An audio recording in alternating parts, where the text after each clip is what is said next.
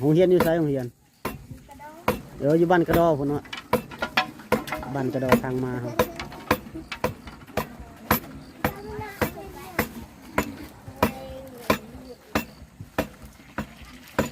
แม่เต็มเลย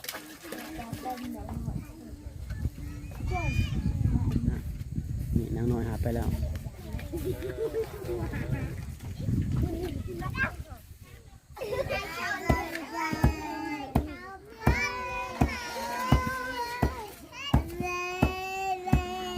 มาอีกในมุมหนึ่งก็เปิดกระตำเขา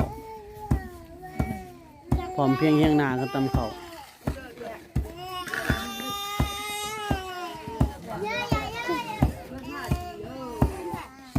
ตัวใหญ่เลยนะลูกหลานหลายสูบยายังทำต่อยาปุ๊กบ่ยาปุ๊กอ๋อลองสูบให้เบิ่งนะให้แต่ในไทยนะ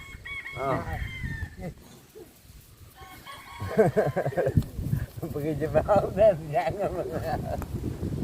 ขึ้นไปเลยห้องเดิม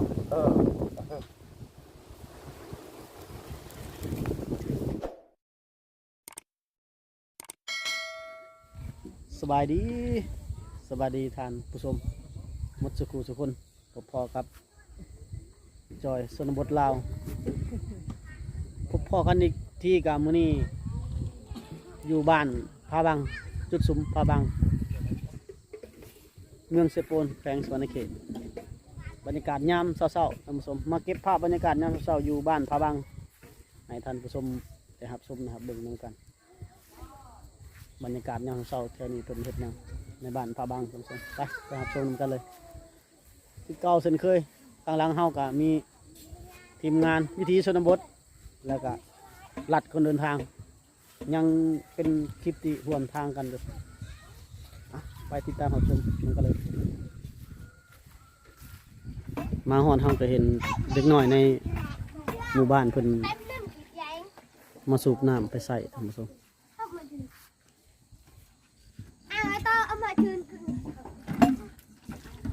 ในบ้านน่าจะมีก๊อกน้ำบาดาลก๊อกเดียวเพิ่นก็เลยมาสูบน้ำยามเช้า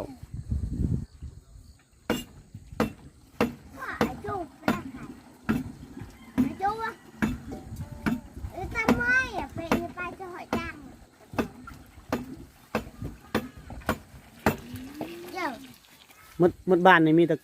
น้ำบาดาลอันเดียวบ่โอ้สูบเอาไปกินกะสูบเอาไปกินบ่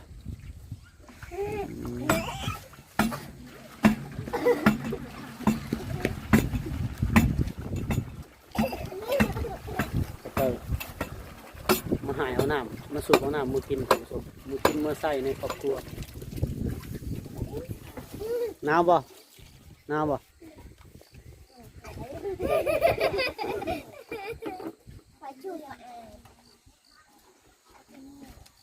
บ้านพาบัง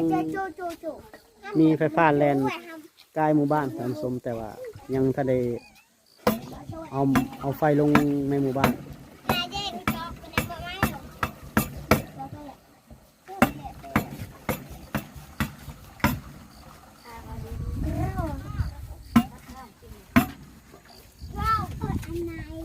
เฮ็ดยังเจ้าล่างบ่ล่างถ้วยสักเครื่องแล้วเฮ็ดเวียกซอยพ่อแม่นี่ไปโรงเรียนบ่โรงเรียนอยู่ไสโรงเรียนเดี๋ยวอยู่บ้านกระดอพุ่นเนาะบ้านกระดอทางมาครับ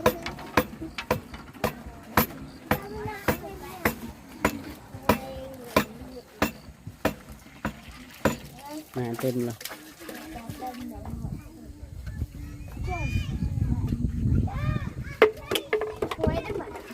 ในแถบชนบทนี่เราจะเห็นเด็กน้อยเพิ่นจะซอยเวียกพ่อแม่ได้เกือบทุกคนเพราะว่าจะเป็นตักน้ำตำเข่าเห็ดอยู่เห็ดกินนี่ก็เต็มของไฟของเรา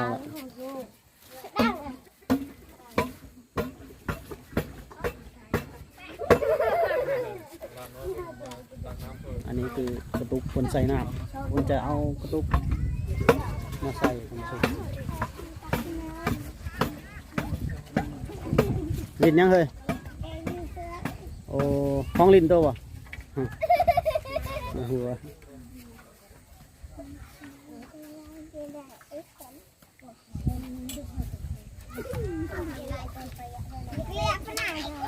เอานำไปล้างเอาไปล้างหน้าเลยท่านผู้ชมเกลี่ยนี่คือล้างหน้านี่นางน้อยหาไปแล้ว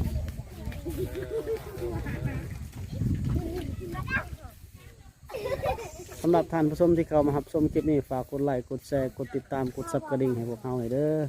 เพื่อเป็นกำลังใจในการเห็นคลิปในครั้งต่อๆไป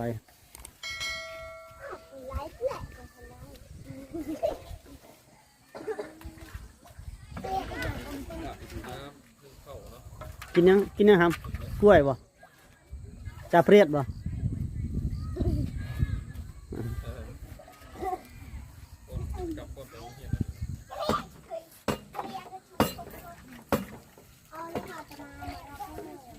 บางคนก็ล้างหน้าบางคนก็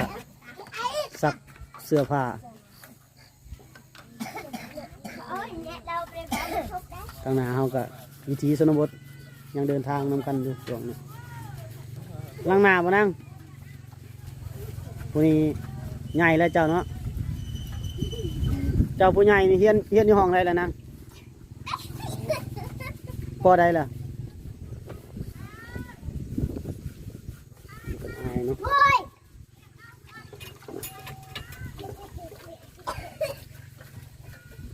ทำส้มบันนี้เฮาสิพาทำส้มไป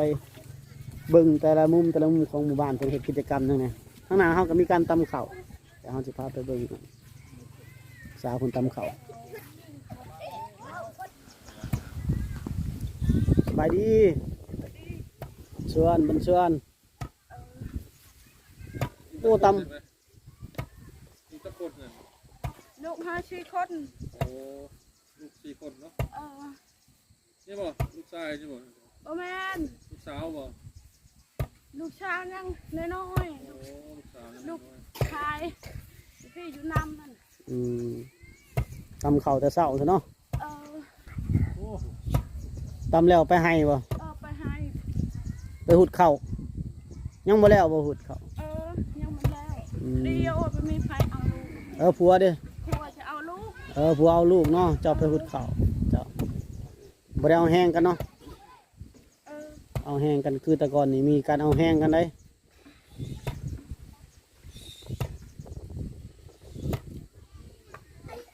หนาวแห้งเลยโน่น จะอักหมอ ลมพัดแห้งเนาะ ลมค่อนข้างที่จะแห้งแต่ได้ก็ท่านผู้ชมที่เขามารับชมก็ได้ยินเสียงลมเสียงพัดก็ขอโทษขออภัยเด้อ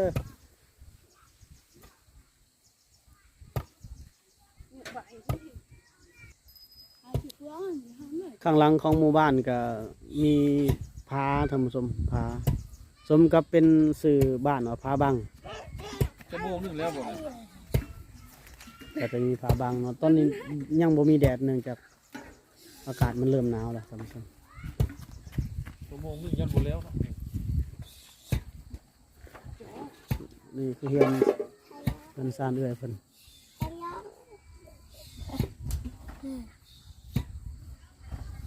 ประชาชนในบ้านผาบังนี่ก็อาชีพหลักๆของเขาเจ้าก็เฮ็ดให้ท่านผู้ชมเฮ็ดให้เฮ็ดสวนกันหน้าก็ผู้มีผู้บ่มีบ่ค่อยได้มีปานใดบ้านผาบังนี่มีจำนวนหลังคาประมาณ20 กว่าหลังคาเรือนไฟฟ้านี่แล่นกายหมู่บ้านแล้วแต่ว่ายังบ่ได้เอาโมแบงลงยกลงอันใส่หมู่บ้านเพราะว่ายังบ่มีงบว่าซั่นซะแล้วก็ในหมู่บ้านก็ยังบ่มีผู้ใดพร้อมเพียงเฮียงหน้าที่ว่าจะเข้าไฟ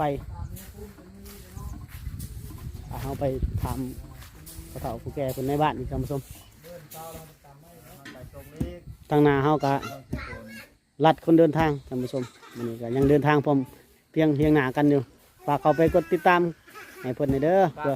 ฝากหน่อยเด้อมาเฮามาทางนี้ก็ได้เพิ่นและนำทางเฮาแล้วก็ซอยสู้ให้กำลังใจกันเนาะจะได้พาพวกเฮาไปเก็บภาพบรรยากาศแต่ละสถานที่งามๆบรรยากาศยามเช้าๆ บันชวนสบายดี ไป โอ้หนาวบ่พ่อเฒ่า ลาวลูกก็ไปดีบ่ สบายดีเจ้าต้มน้ำกินบ่ ได้นำกิน น้ำร้อนเนาะกินน้ำร้อนยามเช้าๆเพราะว่าช่วงนี้มันอากาศจะเปลี่ยนแล้วก็หนาวแน่ นาวเนี่ยตุ้มน้ำเลย บ่ได้ไปทางไหนบ่พ่อเฒ่ามื้อนี้ บ่แล้ว บ่ได้ไปไห้ไปสวนเนาะ บ่ไปใครดูเรือนจักรเรนนั้นเดือนจักรปีแล้วประเทศยัง โอ้เจ้า ในลูก เจ้า ไผ่ล้านลูก แต่ว่ามีลูกมีหลานนะลูกหลานเฮ็ดเนาะเวียกเถื่อเฮ็ดอยู่พี่เฮ็ดให้บ่หรือเฮ็ดนา ให้โอ้โลหนา นานี่มีอยู่บ่คนเฮ็ดนา บางบอนเห็ดเวลาเราไม่รู้เก็บนาแรง อืม ปีนาปี นาปีเนาะขยันว่าบ้านนี่มีจักหลังคาเรือนพวกเรา จากนี้ ประมาณ สาวเก่าสาวแปด ประมาณนั้นเนาะจุดนักก็เป็นชนเผ่าตรีเลยเนาะ ตีมากองเลย ตีมากองพร้อมเนาะเจ้าประชาชนในหมู่บ้านก็เฮ็ดไห้เป็นหลัก เห็ดไห้ยุ เฮ็ดไห้เลี้ยงสัตว์เนาะแบะงัวควาย แปดหัวควาย เจ้า โอ้ยย้อยเอาฟังอ่ะ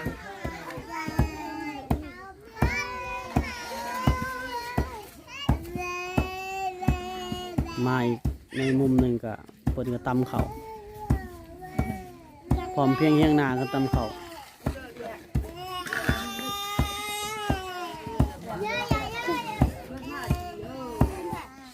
ตัวใหญ่เลยเนาะลูกหลานหลาย อืม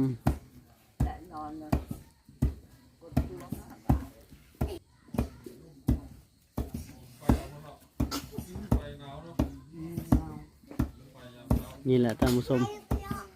บรรยากาศในหมู่บ้านชนบทเอาไปแต่ละเฮือนแต่ละซ่านก็สิเห็นการตำเขาวตำน้ำเพราะว่าได้ตำตอนเช้าๆแล้วก็สิได้ไปให้ไปสวน มาอีกทีหนึ่งก็พูดแล้ว3 โมง 4 โมง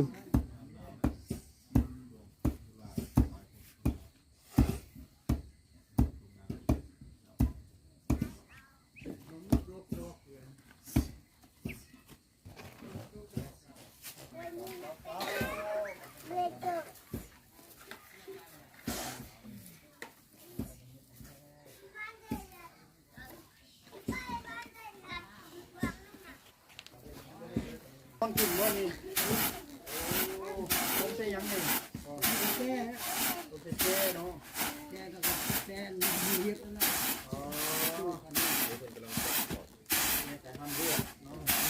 สังเกตว่าเพิ่นพัดแล้วมีแนวตรงแสดงว่าเพิ่นต้องการทำเพราะว่าเขาไปบางหมู่บ้านนี่บ่เห็นเพิ่นตรงเอาไว้เพิ่นสิพัดให้กับพวกสัตว์พวกนั้นกินเลยพาให้เป็ดไก่กินเลยนี่แสดงว่าเพิ่นอยากได้ทำบรรยากาศในหมู่บ้านท่านผู้ชมก็น้ำหมอกลงแล้วก็มีฝนปล่อยหน่อยหนึงถือว่าอากาศเขตนี้จะต่างจากอากาศเขตอื่น เพราะว่ามันอยู่สูงแล้วก็มีลมมีอากาศเย็น เพราะว่าเขตนี้อยู่สูงท่านผู้ชมผู้คนที่เข้ามาแบบแขกคนเข้ามานี่จะปรับสภาพอากาศบ่ทันนะท่านผู้ชมทีมงานของเฮากับเจ็บคอบางคนก็เจ็บคอบางคนก็เริ่มแต่ว่าไอแหละท่านผู้ชมเนื่องจากอากาศเปลี่ยนแปลง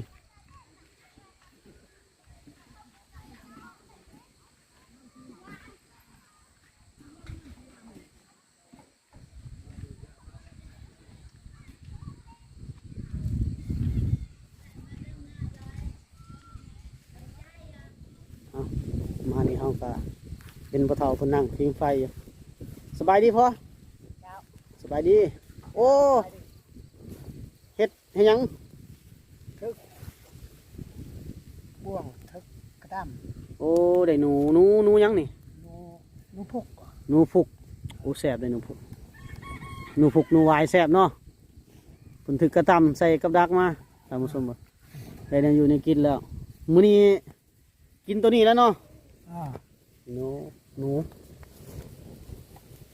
ถ่าย สื่อเกลียด เราตัวนี้มีอะไรบ่ได้ไปทางใดบ่ปะเฒ่ามื้อนี้ เอาไป หนาวเนาะ สิไปไสมื้อนี่ ไปให้ ไปให้เนาะโอ้ให้อยู่ใกล้บ่ ไปไกลไป ไกลเติบบ่ให้ไปหุดเขาให้บ่ ยังทันหู โอ้ยังบ่สุก ทันสุก เจ้าคำว่าสุกนี่หุดเขาแล้วก็ขี่รถจักรไปบ่หรือว่าย่างไป ยัง บัดได้เข้าได้แบกมา เออ โอ้อย่ามันบ่มีทางรถบ่บ่มีเนาะเจ้าอันนี้เพื่อนพ่อเฒ่าบ่ แม่นเดือนหลาน เพื่อนร้านเนาะโอ้ โค่นอยู่โค่น เจ้า อันนี้ครอบครัวเพิ่นเนาะเพื่อนครอบครัวเพิ่นสร้างครอบครัวใหม่บ่หรือว่าตะดนแล้ว ไปรถแล้ว ตะดนแล้วเนาะเจ้าสูบยายังครับพ่อเฒ่ายาปลุกบ่ อย่าปุ๊กเอ้ย อ๋อลองสูบให้เบิ่งแหน่ ให้ เอ้ย แต่ในทายล่ะ ให้ ชุบอยู่บ้าน ให้ลูกหลานเบิ่งแหน่ยาปลูกเองเนาะ ปุ๊กเองด้วย ยาปลูกเองเลยท่านผู้ชม ปุ๊กเองปุ๊กมีเช่นนี่ อืม begitu bau dan jangan dibeli hot dog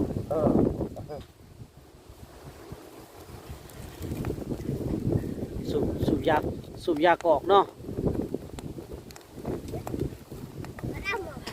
ยานั้นยาเขาอันเฮ็ดออกมาขายเนี่ยไม่ได้สูบบ่คักบ่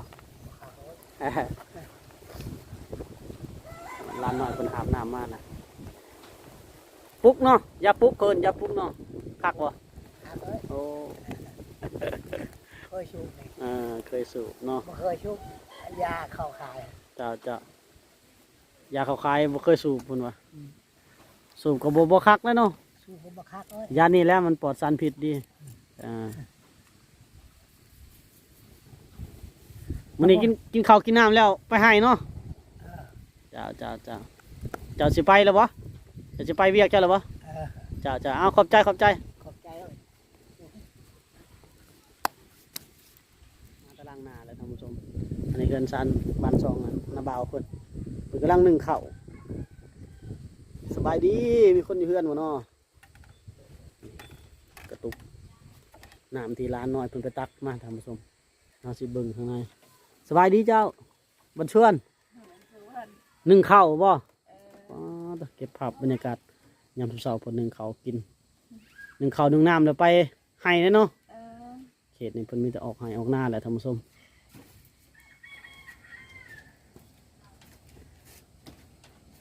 หนึ่งลายบ่หรือหนึ่งบ่ได้ลายบ่ได้จักคนอยู่เฮือนครอบครัวเจ้า 5 คน หาคนเนาะ โดย